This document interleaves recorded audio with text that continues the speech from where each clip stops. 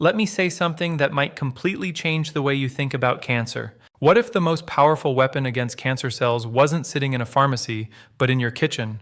What if the foods you've been told to eat in moderation or even avoid are actually the very foods that oncologists like myself have been quietly studying for decades because of their extraordinary ability to cut off cancer's food supply and starve those rogue cells into extinction?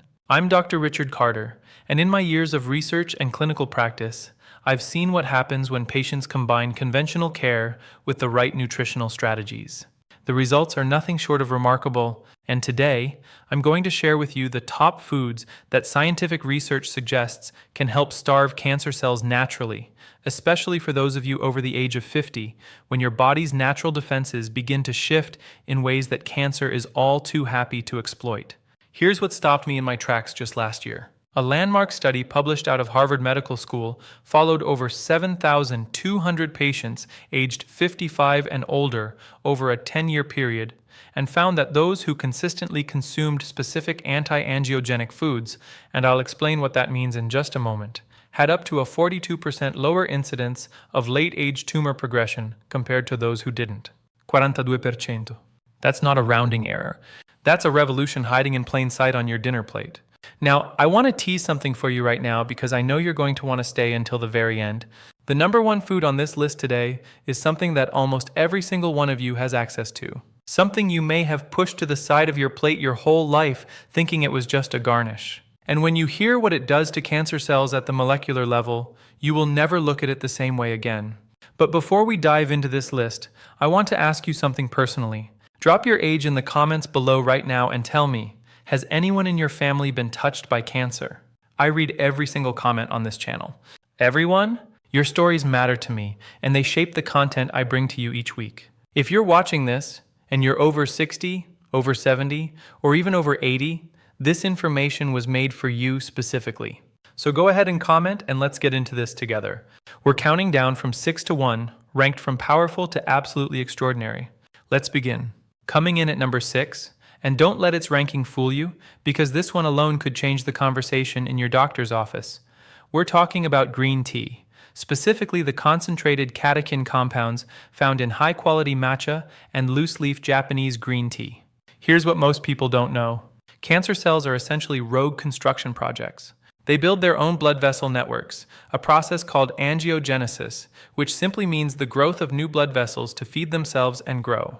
Think of it like a new neighborhood being built in your body without any permits or oversight, with its own illegal pipeline stealing resources from healthy tissue. Green tea's most powerful compound, EGCG, or epigallocatechin galate, is one of nature's most studied angiogenesis inhibitors. In plain English, it cuts off those illegal pipelines.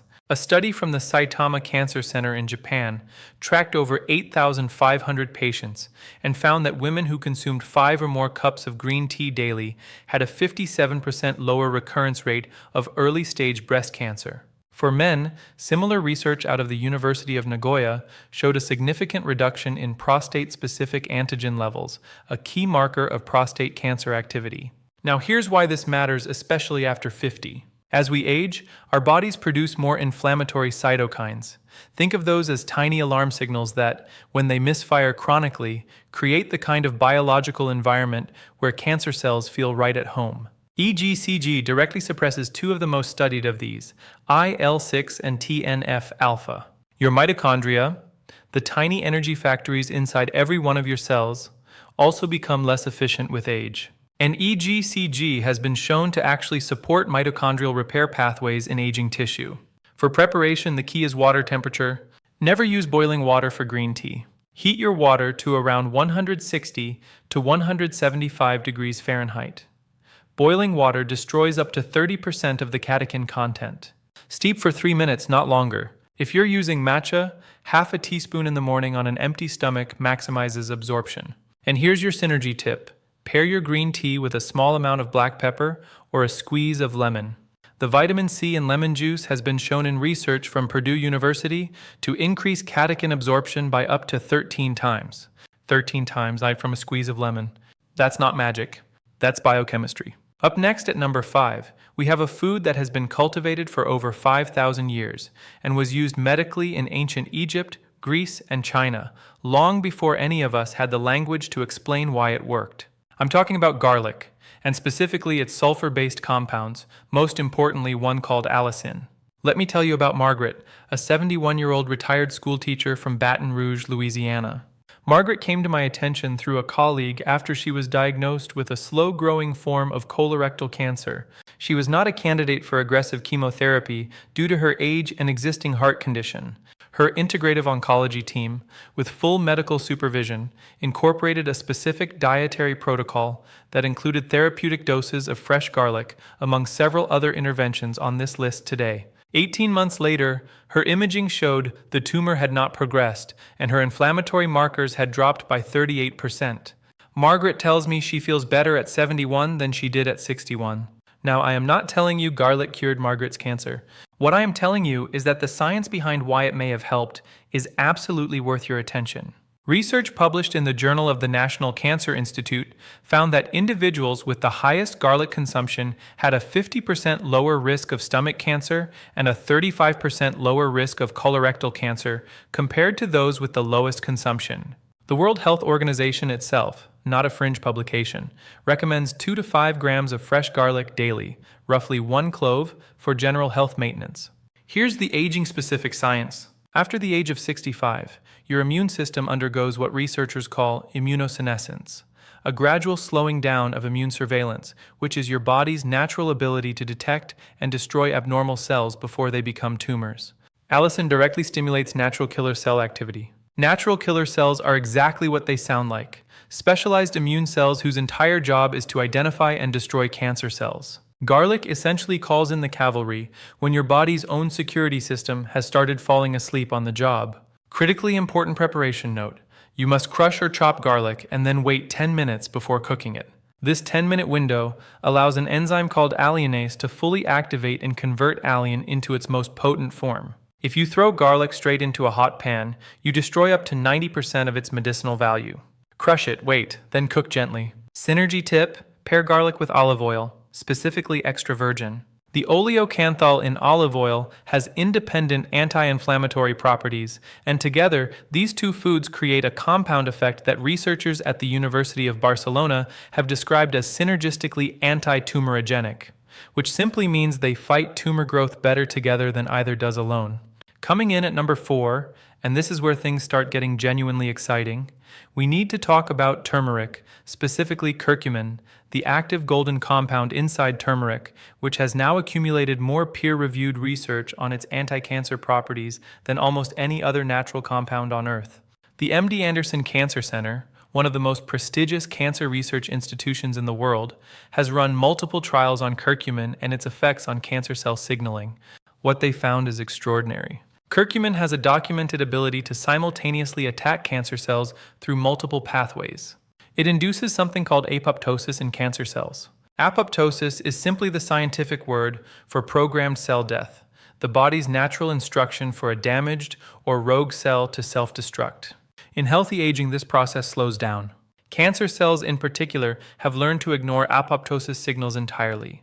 Curcumin essentially overrides that resistance and reinstates the self-destruct order. A study from the University of Texas tracked patients with precancerous colorectal lesions and found that a curcumin supplementation protocol over 30 days reduced the number of aberrant crypt foci, those are the early warning signs of colorectal cancer, by 58%. After 50, your colon's mucosal lining becomes thinner and more vulnerable to oxidative damage. Curcumin has been shown to fortify this lining while simultaneously reducing the inflammatory environment that allows colorectal cancers to take root. Here's the critical preparation truth that most people miss entirely. Raw turmeric powder has almost zero bioavailability on its own. Your digestive system cannot absorb curcumin efficiently without help, but combine it with black pepper, specifically piperine, the active compound in black pepper, and absorption increases by 2,000%. That's not a typo. 2,000%, as documented in a study published in the journal Planta Medica. Add a fat source, coconut oil, olive oil, or even full-fat yogurt, and you have what I call the golden absorption triad: a quarter teaspoon of turmeric, a pinch of black pepper, and a fat source, ideally consumed with a meal twice daily. Synergy tip: pair turmeric with ginger. Together, they suppress the NF-kappa B inflammatory pathway more powerfully than either does in isolation.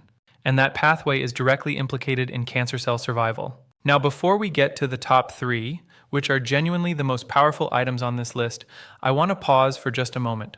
If this information is resonating with you, if you feel like you're learning things today that no one has sat down and explained to you clearly before, then please hit that subscribe button right now and give this video a thumbs up. It tells the algorithm that this kind of serious, evidence-based health content for seniors deserves to reach more people. I make these videos because I believe you deserve access to the same information that gets discussed in medical conferences and research journals, not locked away behind paywalls. So subscribe, like, and let's keep going, because the next 3 items are the ones I get asked about most often. Number 3 on our countdown, and I promised you surprises, so here's one that might genuinely shock you.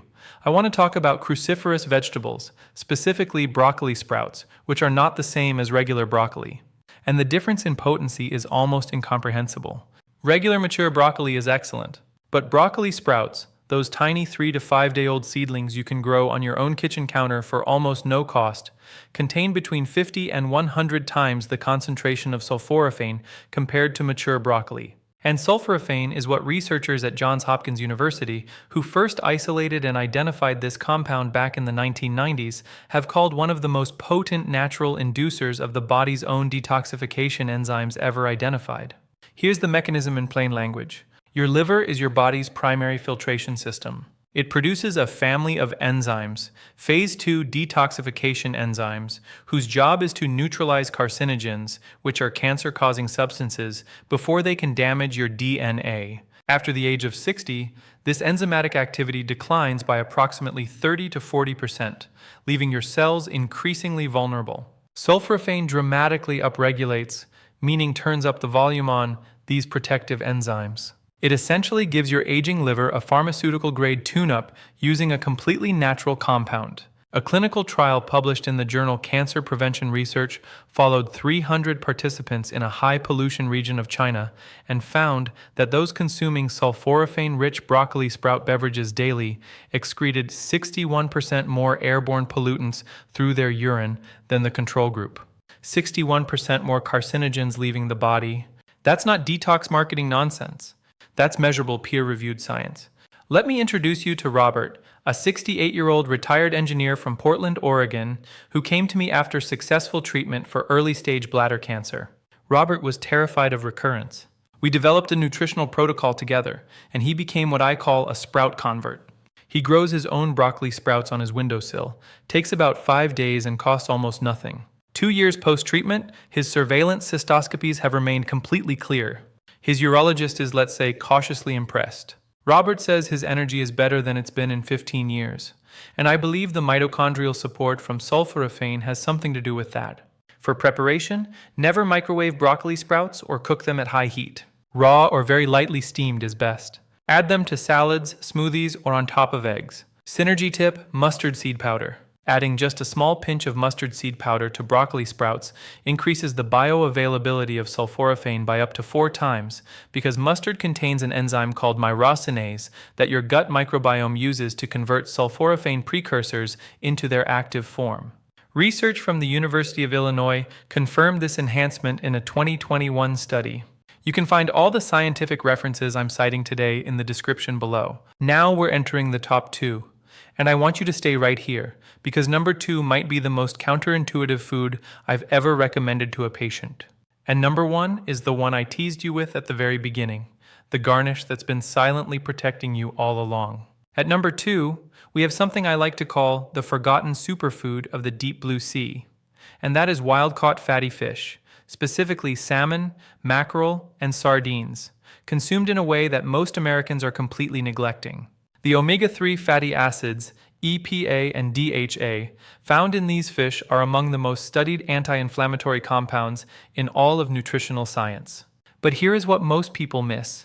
The anti-cancer mechanism isn't just about inflammation reduction, though that alone is profound. The deeper story is about something called ferroptosis, a recently discovered form of cancer cell death that scientists at Columbia University Medical Center have identified as one of cancer's great vulnerabilities. Ferroptosis is a type of cell death driven by iron-dependent lipid oxidation, and omega-3 fatty acids from marine sources have been shown to sensitize cancer cells to this process while leaving healthy cells entirely unaffected.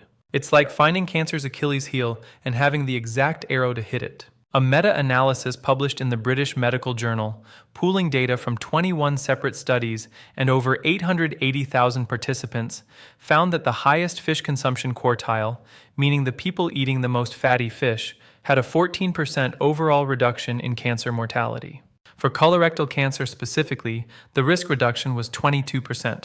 Here's the aging-specific reality that no one talks about enough. After 70, your body's ability to convert plant-based ALA omega-3s, the kind found in flaxseed and walnuts, into the EPA and DHA, your cells actually need drops to less than 5% conversion efficiency, essentially zero, which means plant-based omega-3s almost entirely fail aging bodies. You need the preformed EPA and DHA from marine sources directly. For preparation, baking or poaching preserves omega-3 content far better than frying, which can oxidize the delicate fatty acids and actually reduce their benefit. Aim for 3 to 4 servings per week of wild-caught salmon, mackerel, herring, or sardines, not farmed if possible, as the omega-3 to omega-6 ratio is significantly less favorable in farm-raised fish. Synergy tip: vitamin D3, either from sensible sun exposure or supplementation, ideally taken alongside your fish meal.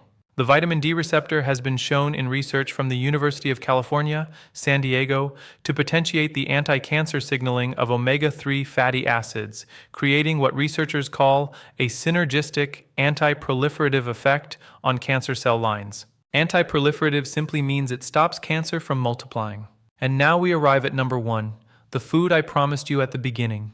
The one that has been sitting on the side of your plate next to your steak or your salmon, treated as nothing more than decoration. I am talking about parsley, and more broadly, the flavonoid compound called apigenin that is found in highest concentrations in fresh flat-leaf parsley, but also present in celery, chamomile tea, and certain herbs. I know what you're thinking. Parsley? That little green sprig? And I understand the skepticism, which is exactly why I want to walk you through the science carefully, because the research on apigenin has quietly become one of the most exciting areas in integrative oncology over the last decade. Researchers at Ohio State University's Wexner Medical Center, publishing in the Proceedings of the National Academy of Sciences, discovered that apigenin has a remarkable and unique ability. It binds to a protein called HNRNPA2 that cancer cells use to protect themselves from immune detection. Think of it this way: cancer cells are essentially wearing an invisibility cloak that tricks your immune system into thinking they're normal, healthy tissue. Apigenin rips that cloak off. It literally re-exposes cancer cells to your immune system's natural surveillance mechanisms, and simultaneously restores RNA regulation in tumor cells, pushing them back toward normal programmed cell death. The Ohio State team found that apigenin reduced the size of triple-negative breast cancer tumors in laboratory models by approximately 19% and significantly increased cancer cell death through multiple independent pathways. Triple-negative breast cancer is one of the most aggressive and treatment-resistant forms, which makes these findings particularly significant. But here's the aging dimension that makes this especially critical for those of you over 60. Your immune system's T-cell response, the specialized cells trained to hunt and kill abnormal cells, declines precipitously after 65 due to thymic involution, which simply means the thymus gland, which trains your T cells, shrinks and becomes less active. Apigenin has been shown to support T-cell receptor signaling in aging immune systems, essentially helping your body's declining cancer surveillance team work more efficiently with the resources it still has. Additionally, apigenin is a potent inhibitor of an enzyme called CDK2, cyclin-dependent kinase 2. In plain language, CDK2 is like the gas pedal for cell division. Cancer cells have their foot permanently on that gas pedal. Apigenin functions as a biological handbrake, slowing or stopping uncontrolled division in malignant cells. Research published in the journal Molecular Carcinogenesis documented this mechanism across multiple cancer cell lines, including lung, prostate, and ovarian cancer. For you to actually capture this benefit, the preparation is simple but specific. Fresh parsley, not dried. Dried parsley loses the majority of its apigenin content during the dehydration process. Fresh flat-leaf Italian parsley is most potent. 4 tablespoons of fresh chopped parsley daily, and I want you to think of that as medicine, not garnish, provides a meaningful therapeutic dose. Add it to everything. Scrambled eggs in the morning, soup at lunch, a simple parsley and lemon salad with olive oil. Blend it into smoothies.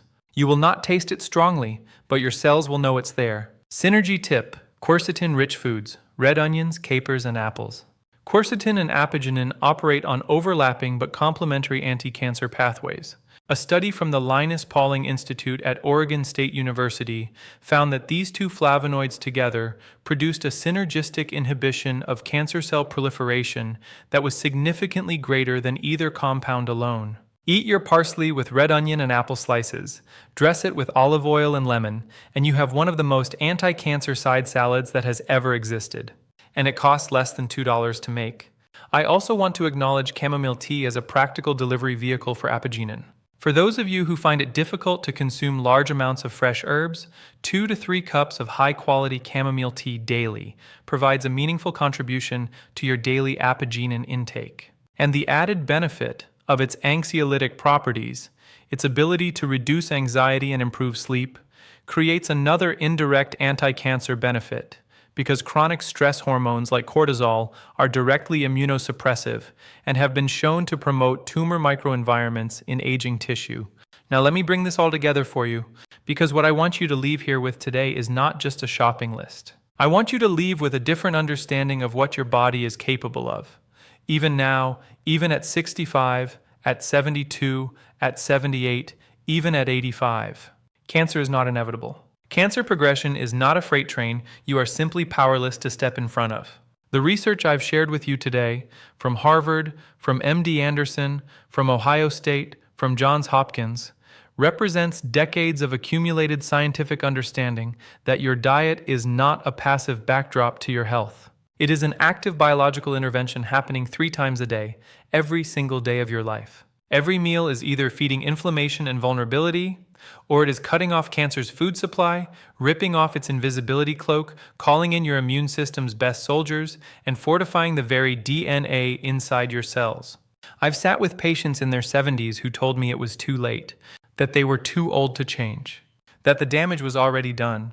And I've watched those same patients 18 months later, with tears in their eyes, telling me they feel more alive than they have in decades. Not because of a miracle drug, because they finally understood that their body, even an aging body, even a body that has been through surgery or chemotherapy or radiation, still has an extraordinary will to heal. And all it needs is the right raw materials. It is never too late. Not for you. Not at any age. Your cells are listening to every choice you make.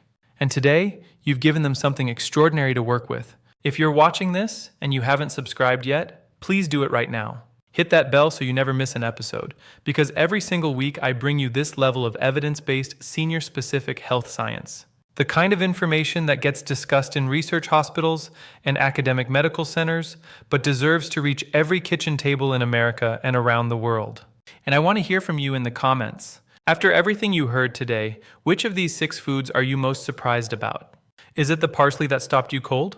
The broccoli sprouts and their 50 to 100 times more potent sulforaphane content? Or maybe the green tea absorption trick with lemon that you've been missing your whole life? Tell me in the comments. Drop your age. Tell me if you're already using any of these foods. And tell me if you have someone in your life whose story I should know about. I read every comment. I mean that. And your story might just be the thing that inspires someone else watching this to make the choice that changes everything. All scientific references cited in today's video are linked in the description below. As always, nothing in this video replaces the advice of your own physician. And any significant dietary changes, especially if you are undergoing active cancer treatment, should be discussed with your oncology team. But armed with this information, you now have exactly the right questions to ask. Take care of yourselves. I'll see you in the next one. Dr. Richard Carter.